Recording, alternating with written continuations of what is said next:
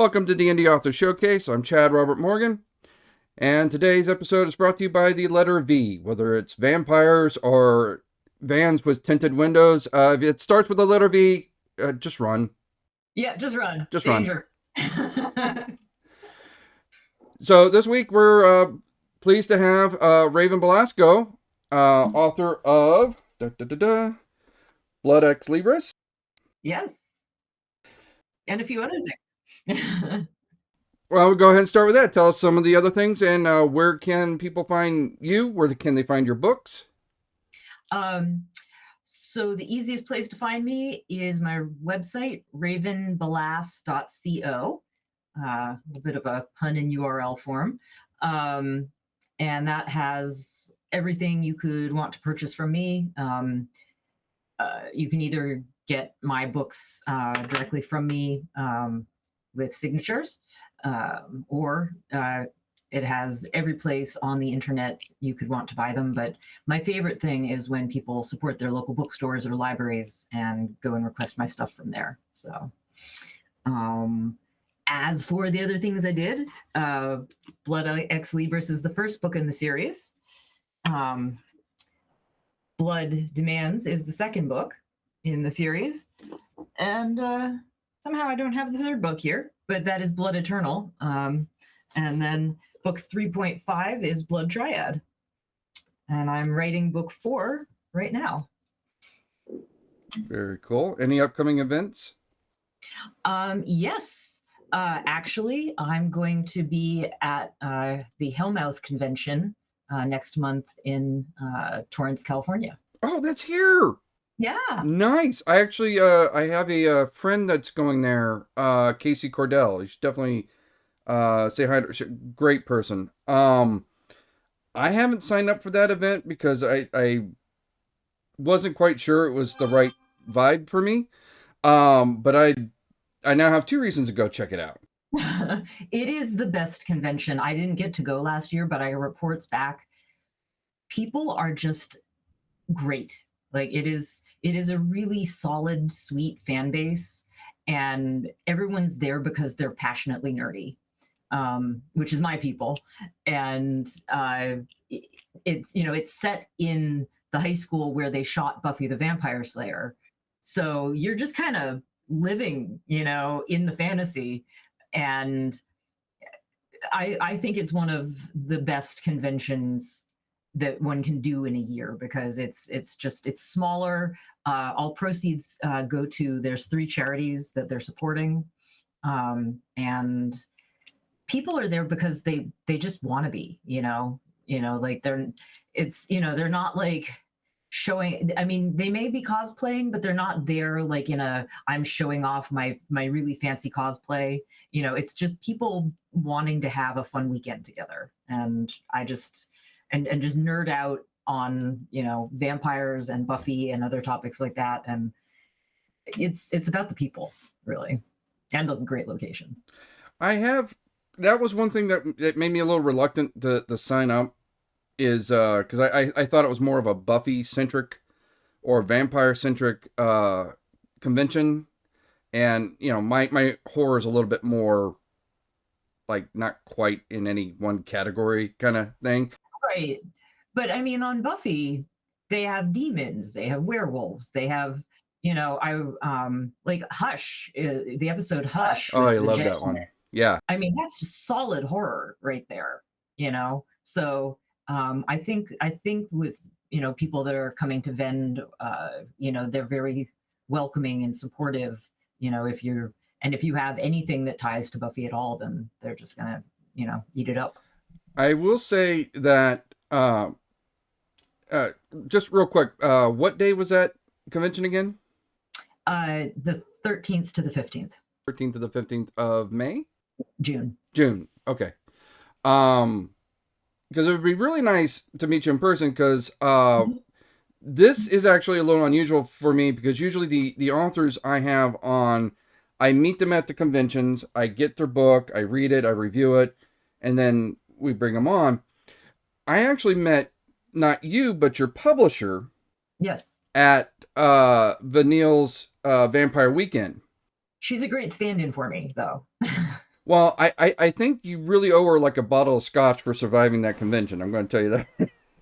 Oh, I know. I know how much I owe her for that. I am in her debt eternally. Like we're gonna have to go into vampire lifespans for me to pay her back for that. This is another reason why my wife will no longer let me to sign on conventions unless we check them out first. Because Right. we had a mutual friend, Scott Harper, who is also a vampire aficionado, and he was like, "Yeah, I'm doing this Knicks event. It's the first time they're doing it, and we're setting up. He's setting up. They haven't even opened the doors. He just walks over, and goes, 'I'm sorry.'"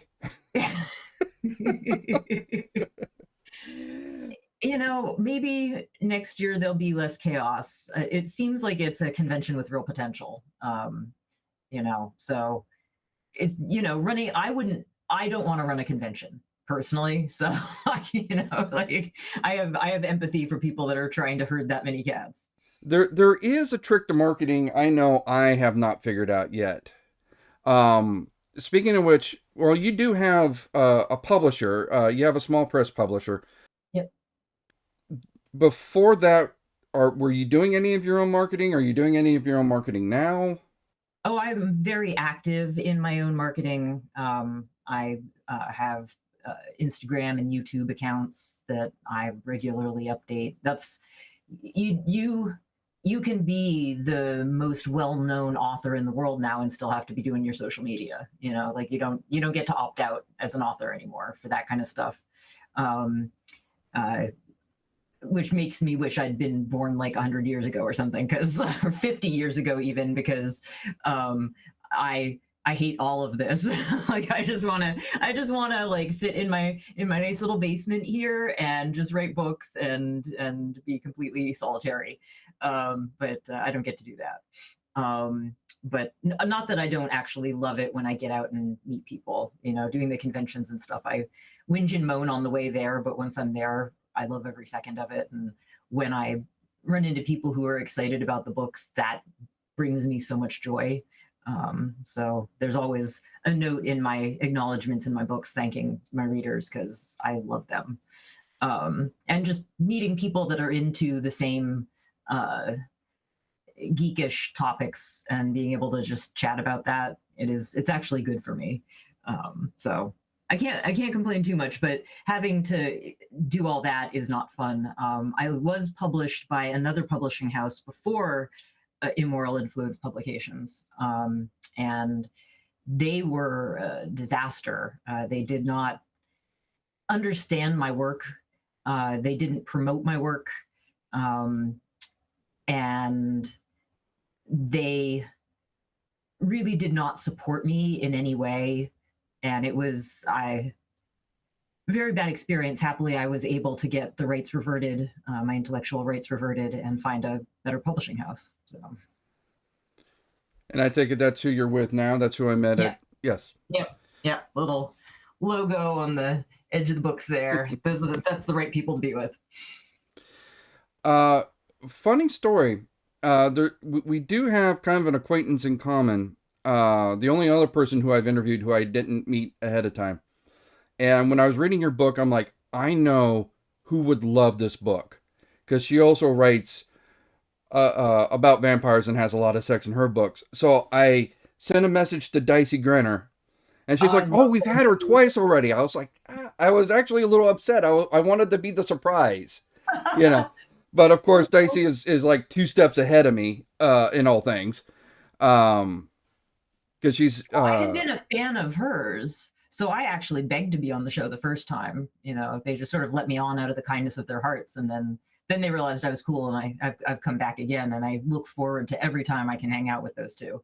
But it's yeah, when you find like the good people in this in the writing community, you don't let them go. And Dicey and Chantel are good people with a great podcast. that brings up an interesting topic, something that we've talked a little bit about. So previously, I was doing the podcast with my son, who is 17, and whenever we hit a book that has a lot of sexual content, he starts getting a little queasy. He like skips those sections. I wouldn't want to talk about that with my parent either. Yeah. I don't think he wants to talk about it at all. Right. Hmm. I mean, and I don't think it's just him because it's like I've talked with his girlfriend. Like in my latest book, Fear, his girlfriend read it and she was giving me her notes. Yeah. And there was a story arc which was about some ancestral twins that she was just like, I don't know why it was there. You could have completely cut that out and everything like that. Um, His flowers in the attic is lost on this generation, huh?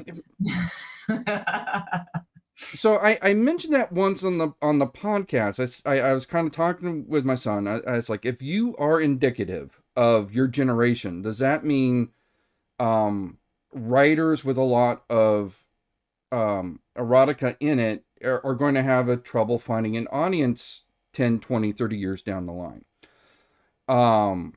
And keep in mind, I'm working off of a sample size of like one, right? Right. Yeah. Like this is not. What did he say? Um, I think he was like, I'm not really interested in this topic. Let's move on. Right. Because he's 17, he doesn't want to talk to me about anything.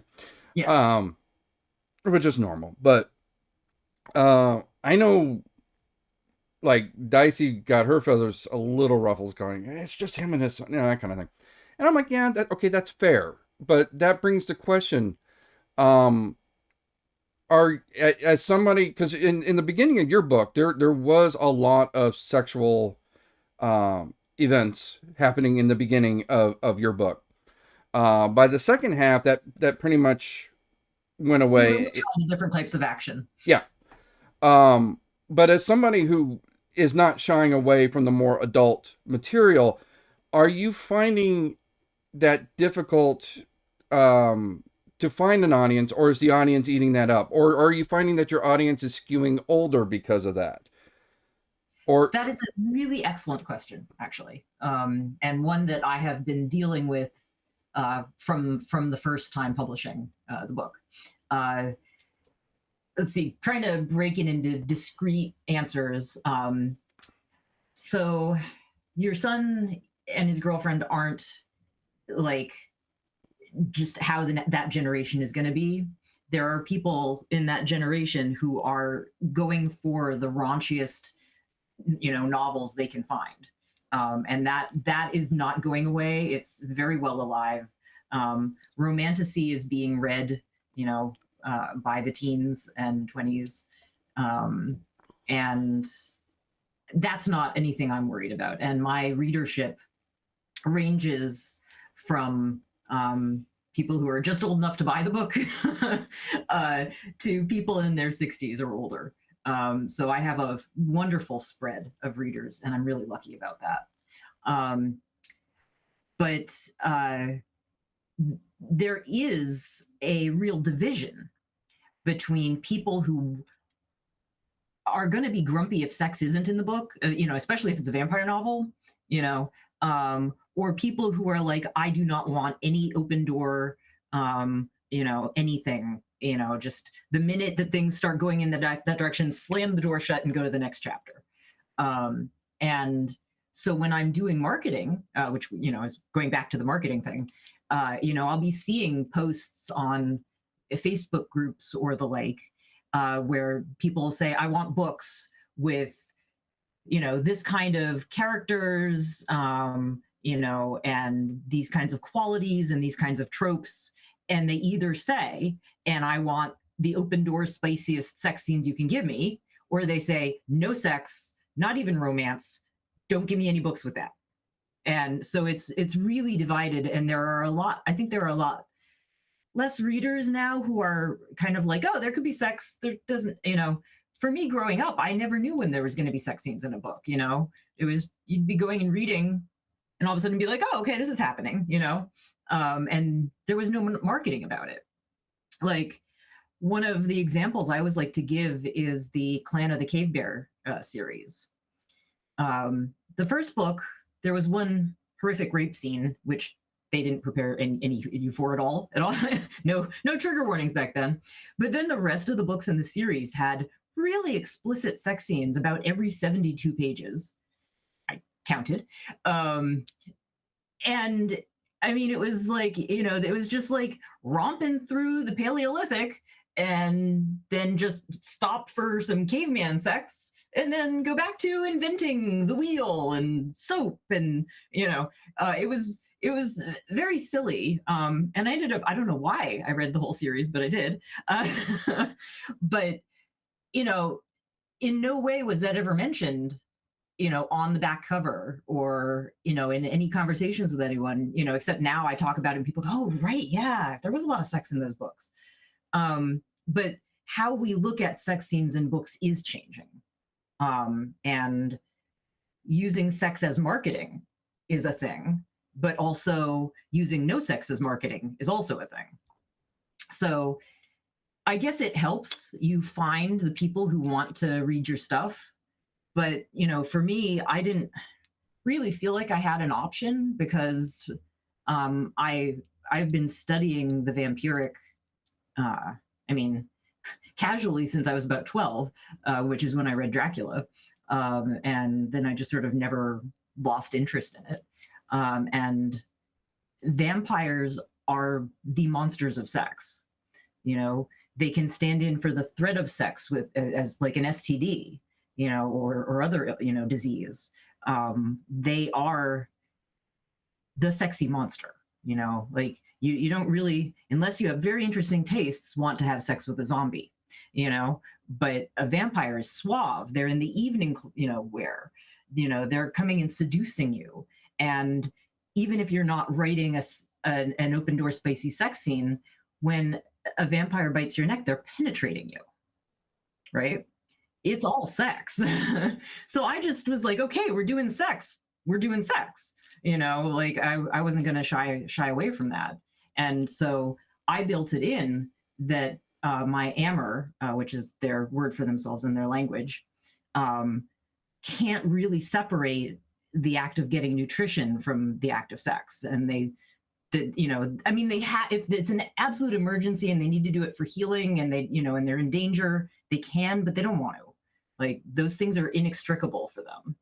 So that's why there are so many sex scenes, especially at that point in book one, because to do the blood exchange, your average Ammer is not going to think sex is optional.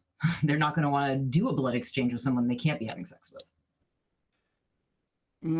I always thought, because I agree with you saying that vampires are the sexual monsters. I remember as a kid, my family used to love Love at First Bite and would watch that one Uh-huh. like 20 times. Oh And my God, yeah. Haven't heard of that one in a minute. That was good. remember, you want to come in for a quickie? It's never a quickie, always a longie, Um, but I think the sexual aspect comes from they came to prominence in the Victorian era, Yeah, which and was a it very was a prudish, larger society. Yeah. yeah. And so it was a representation of all the society's repressed Yes. feelings. Exactly. Exactly. When you're in a society where you can't have legs of tables and chairs be exposed, and you have a monster that is grabbing you and biting your neck and sticking their fangs into you, it's the perfect vehicle to discuss sex when you're not allowed to talk about sex. Which kind of makes me wonder what the books are going to be. Because I kind of feel like we're not repressed. We're sort of the opposite. Like I kind of suspect that one of the reasons why my son's generation is way less interested in sex isn't because it's repressed, but because it's so ubiquitous. He can just bring it up on his phone, while he, between school periods. It's everywhere to the point where he's desensitized. Thank you, internet. Yeah, but kids have to rebel. Uh, in my teen years, I was getting piercings everywhere. And nowadays, a lot of teenagers are piercing free. And that's how they say, I'm not my parents' generation. So things just go in cycles. But, people still have sex drives. That one's not going away anytime soon. They're just being more private about it. And they can be as finicky as they like. For me, you know, before the internet, like getting your hands on porn was like a quest, like, it was work.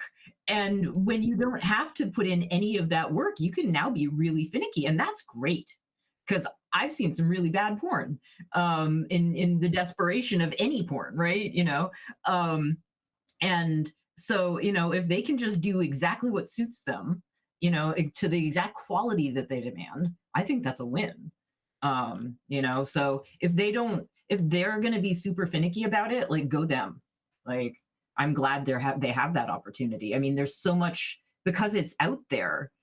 They don't have to be sort of desperately hunting it down. So I think that's good, personally. I do remember the days of waiting till your dad was at work and sneaking, because you knew he had like that one Playboy under his mattress, and you treated it like it was some rare book from the Vatican. You're turning the pages with a pair of tweezers because you couldn't mark any of the pages. And if you saw like an old one that someone had thrown away, Yep. and like there's only like 7 pages and the pages were all yellow, but you're like, we found the lost Ark of the Covenant. Yep. Yep. No, Um, I somehow discovered my grandfather had porn tapes hidden in his bedroom. So when he was on trips, I watched some pretty horrifically bad stuff, and in fascination, like, wow, I'm watching this, and then going, oh, what are they doing there? That doesn't look good, So it's I think it's I think in that way it's a better world, just getting the chance to actually, like, be able to be like, I'm not gonna look at that crap, I know what I want. I know, like, I can get better versions of this, or I can just run the movie in my head, and not have to watch any of that, because there's no scarcity, so. Which was not the topic I thought we were going to talk about. I have a lot of opinions. So. well, let's steer that back to the.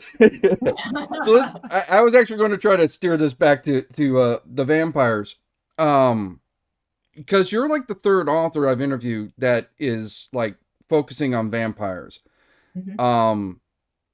And I think you said part of the reason why already is that they're the sexy monster, right?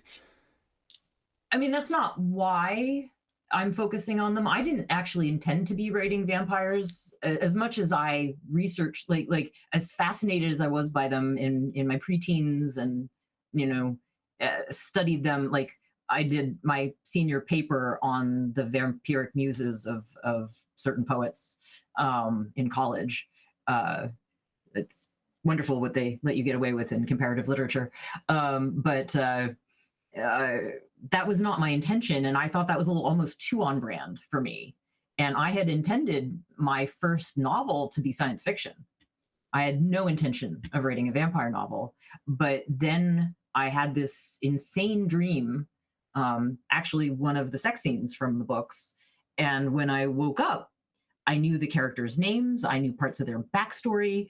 It was very well, fleshed out, if you'll excuse the pun. Um, and and I just went, oh shit, this is a novel. This is more than a novel. This is a bunch of novels.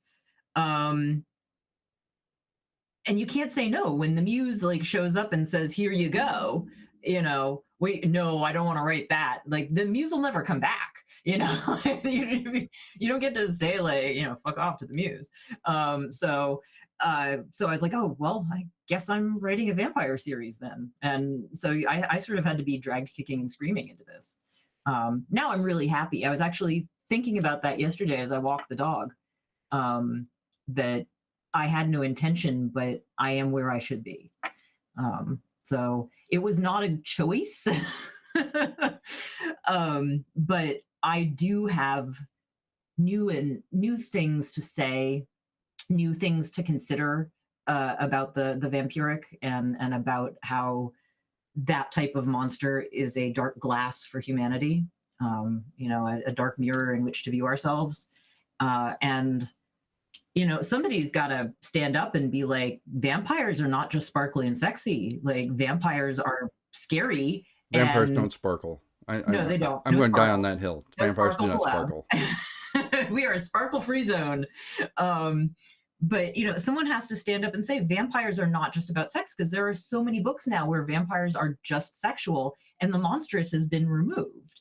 And I'm here to fight that actively.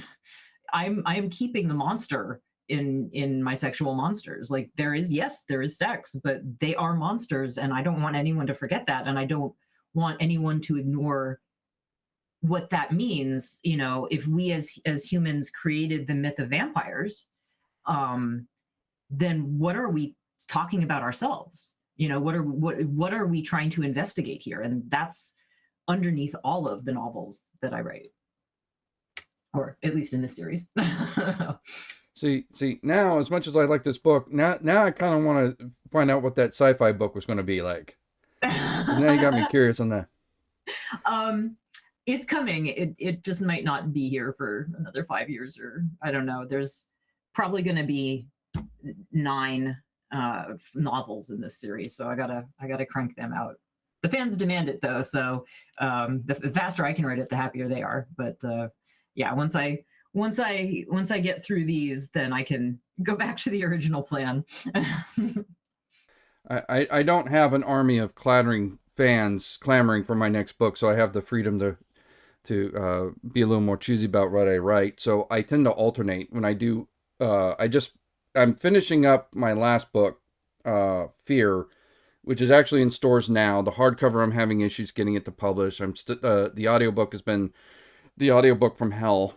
I'm sorry. Yeah, I found out there's a bug in Audacity, and I found out by recording the entire thing and finding out half of them are messed up. Turns out if I plug the mic in and then turn on Audacity, it's fine. If I have Audacity open and plug in the mic, it doesn't connect correctly, and then there was like a whole band that was muted and didn't pick up. So half the book has got to get re-recorded now. That is a nightmare. I am so sorry. So yeah, that's why my audiobooks are done by the professionals. I'm not messing about with that. Like, I can write books.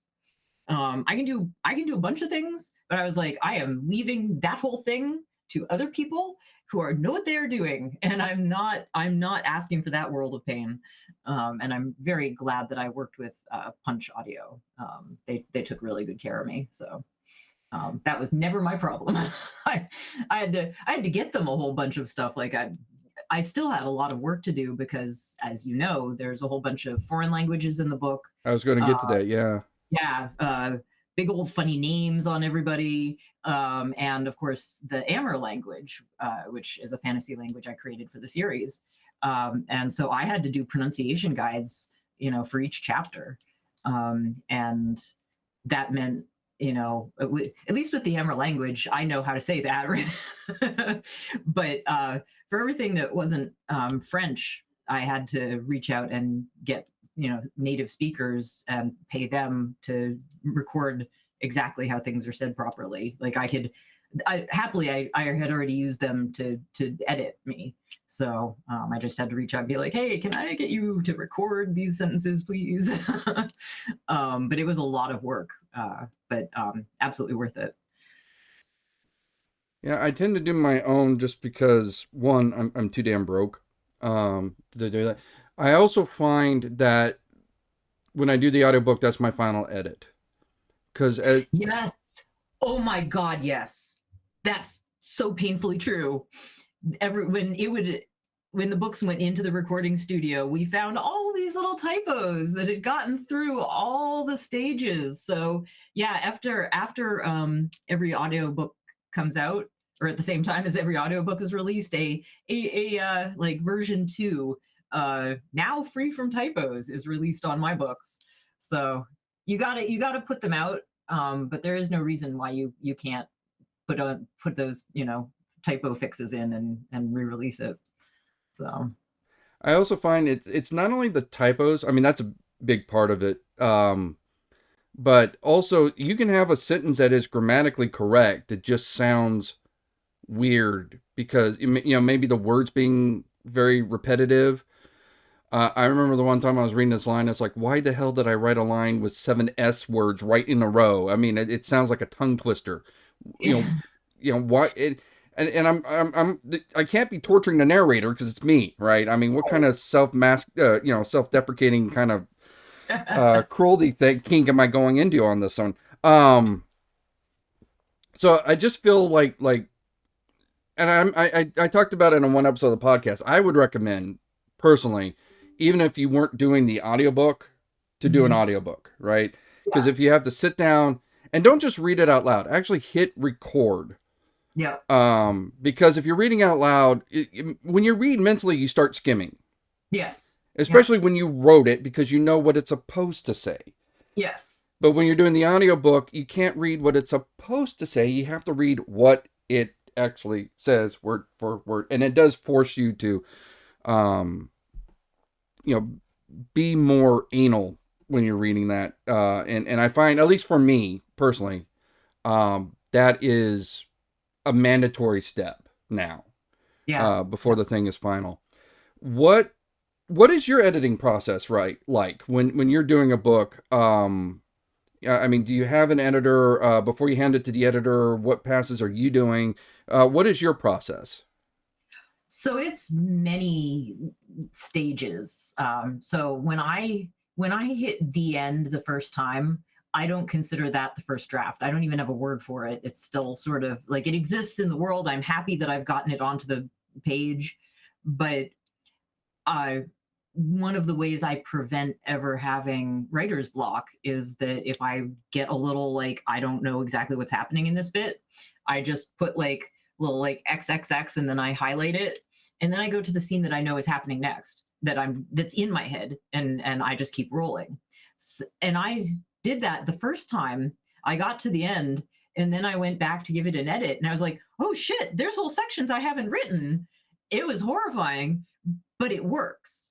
So for me, after that first just get it out, um, I go back and I just go, sentence by sentence, edit what I can. And then I find the areas where I just kind of left things a little unfinished and I finish that. But now those things need to be edited. So I go back and start again from scratch. And that's where I really dig in. And I mean, there have been times, especially in Blood Ex Libris, which it did take 3 years to land with my the horrible publisher the first time, and then it got a whole re-edit before being published by IIP, where I would like take a sentence I didn't like, rework it, chug along, come back again, look at that sentence, basically put it back the way it was before, chug along, then send it to my editor, who is wonderful and does not let me get away with repeating words at all, which I am guilty of. And then I'm looking at that sentence and I'm like, no, I was right the first time I edited it. So some of those areas have been really seriously polished. Like commas have just been moved around that sentence so many times.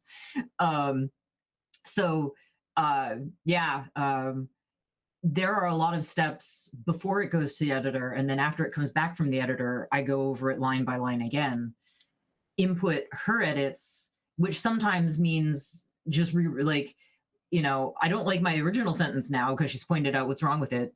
I'm not delighted with what her suggestion is to fix it, so I come up with a third option. So then that happens, and now things do get published at that stage, but I do consider it going into the audiobook recording as a real final editing pass now. Like it really is the finest tuning you can get. Happily, I'm usually pretty happy with the see, look, I repeated. I need my editor right there.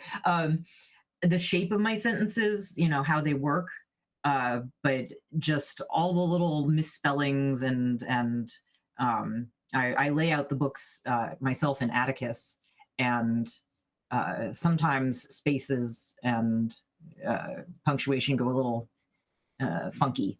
So that's the moment we catch those. So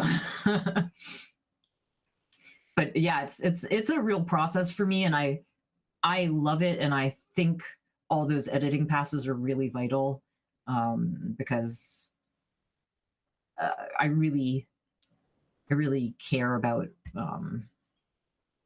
getting my characters' words right. You know, like my characters are very real in my head, and it's very important for me to do right by them. It's funny you're talking about the process because I've heard of one other author that does something pretty much the same thing, and that's Peter Klein's. Uh-huh.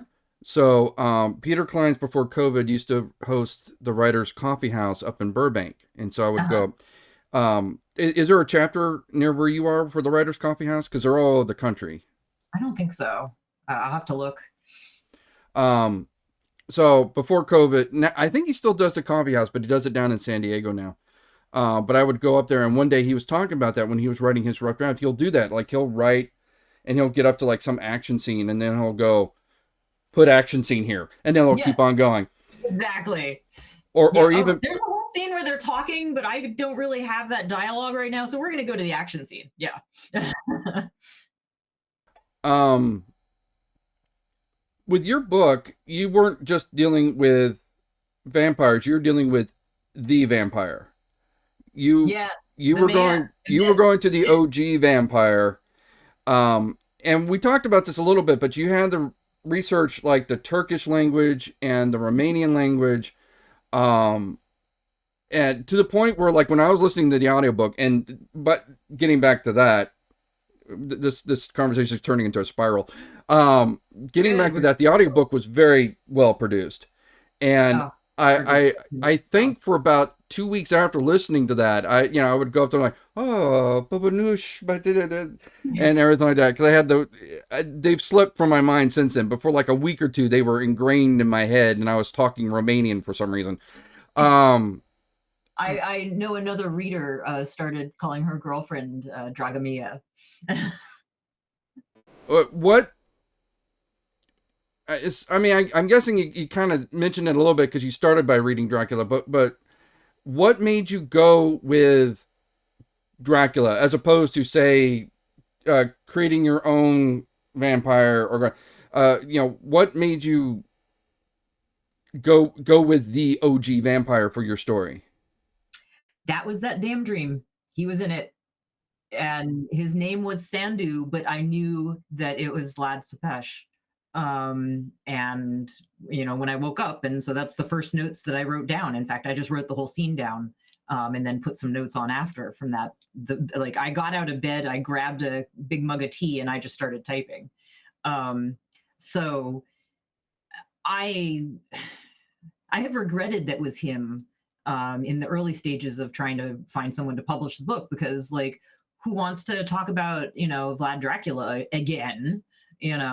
I think it made it a lot harder to find a publisher, because I'm telling a story that's been told so many times, and they didn't want to give it a chance to see that it was a very different story, while at the same time paying a lot of homage to the real historical aspects. A lot of the stories, about the man, the myth, the big bat. They just they have their own things they do with him, but I think until Coppola's Dracula, they really weren't touching on the real historical Vlad Tepes's story. And then even after that, they took kind of what they wanted, but there was a whole lot of stuff that got left that was gorgeous material to work with, including giving me the bad guy. His beef with Mehmet was right there waiting. I didn't have to I didn't have to come up with the bad guy. He was waiting for me, and waiting to get even with Vlad after all these centuries. So in the end, I'm happy he is who he is. Um, and I do get to invent all the Amber that I want. I never have to work with any historical figures. Oh, that's not true. In book 2, one actually imposed himself into the book. One of the bad guys just wrote himself in, and I had to deal with him. But I can have as many fictional characters as I like, but I've actually come to really love working with real historical characters, they give so much to a story. And the great thing about writing vampires is you can just go look through history and be like, oh, you're a bad lad. You'd be an excellent vampire. I bet you were a vampire. And then a little thinking, and you're right there as to how that happened. And boom, like it just gives so much depth and fun for me as an author to writing the books. So in the beginning, I just wrote it. I didn't think about it. I was just writing it. And then I tried to sell those books and I'm like, why did I use Vlad Dracula? No. And now I'm at a place where I'm really happy that I did. It was a very deeply researched book. Because I remember, yeah, because I listened to the whole thing, including the author's notes, which was a whole chapter in of itself. Yeah. Um, I mean, you put in the work on this, right? You didn't just go like, oh, and Dracula came into town one day. No, you put in a lot of research time into this project. Um, so yeah, there was a lot that went into it. It was not just a casual kind of, you weren't winging it. Let's put it that way. It started with him just showing up. So in that respect, it was, he casually walked on the scene. But once he was there, I didn't feel I could not do the research. And it paid massive dividends because as I went through his life, I was like, oh my God, this bit's perfect. Oh my God, this bit's perfect. Everything chunked into place from the history. And as I was researching him and going back and researching deeper into the early myths of vampires, the Amur came together as a species. And so all that research was a delight. And the books would not be what they are without that grounding. I wouldn't want to have written those books tried to have written them without that. They need it. Where did you go for your research? Because I mean, again, a lot went into it. I mean, The guess library and the internet. That was it. I wandered down to the library, hit the vampire section, shades of me when I was 12. And then I did, I went to the Wikipedia page and I went down to the very last thing where they did the sources. And then I went to the sources of the sources, and just found the best, research material that I could find, the stuff that really got into the meat of his life. And I read some real obscure stuff along the way, but I love doing research, and so that for me was just pleasure. Like that was just as good as doing the writing, was doing the researching.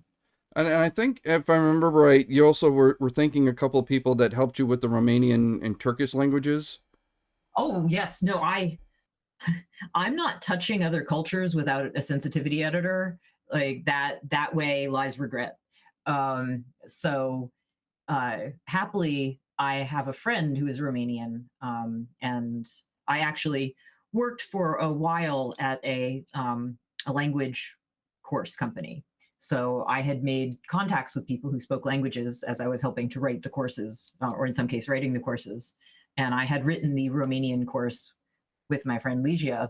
And so I'd stayed in touch with her. And when the book started happening, I reached out and I said, okay, I need to ask you a question. How do Romanians feel about Vlad Tepes? And she's like, oh, he's a national hero to us. And I was like, that's good. I mean, we had talked about him a little actually when we wrote the course, the Romanian course. I had put in some lines like in Romanian, I do not drink wine, in the course as little vampire gotchas, and she thought it was hysterical. And she had sent me like these really cheesy vampire postcards from Romania. So we already had that connection, and that gave me the confidence to work with the Romanian language so heavily. And then I just found someone who was a specialist in both Turkish and Arabic language and culture, and she I had some stuff written in there that would have not been good, and she just gave it to me straight, and I was able to rework it, so that I was respectful to that culture, which was really hard because, you know, at first I was like, oh, we've got, Vlad, we've got his ancient enemy Mehmet. It's perfect. And then I was like, oh my God.